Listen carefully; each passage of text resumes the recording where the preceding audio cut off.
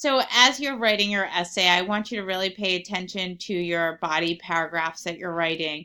We've had a lot of discussion about, are we selecting the best textual evidence? And I want to talk about the way that we sandwich and lead into that textual evidence, as well as how we lead out of that textual evidence to really support our thinking and showcase our claim and the evidence that we're providing to support our claim.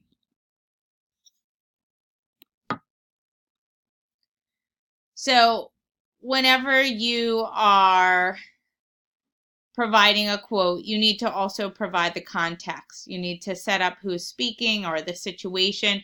We call this a lead-in, and we want to set up the quote before we actually just drop the quote in there to help lead our readers through our own good thinking.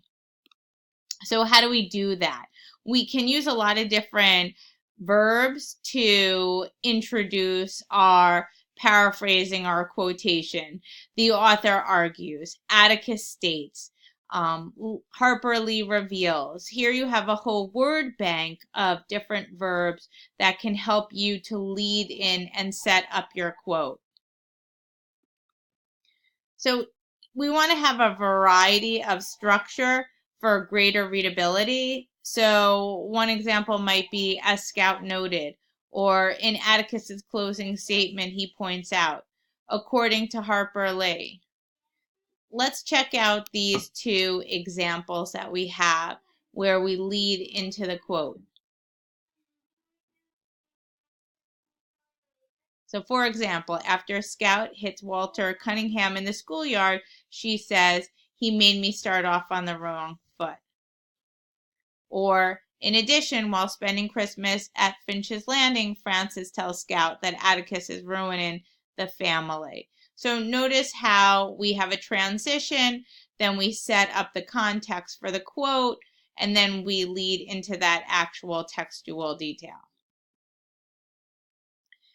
Once we have our quote and our evidence, we need to also come out of the evidence. It's not enough to say, this proves, or this is why, whatever our claim is. We want to grow our thinking, and we really want to address the significance and link back to our claim. You know, our own analysis and synthesis of the evidence should be twice as long as the quote itself. I'll say that again because that's really important. Our analysis and synthesis of our thinking should be twice as long as the textual evidence we're using. So we can do this by just suggesting this is important because, or this connects to, if we're trying to show a connection between two pieces of evidence, or maybe the reason for this is. Our job after we include our quote is to lead out and explain it. We want to consider the significance. What's the so what? And connect back to our claim.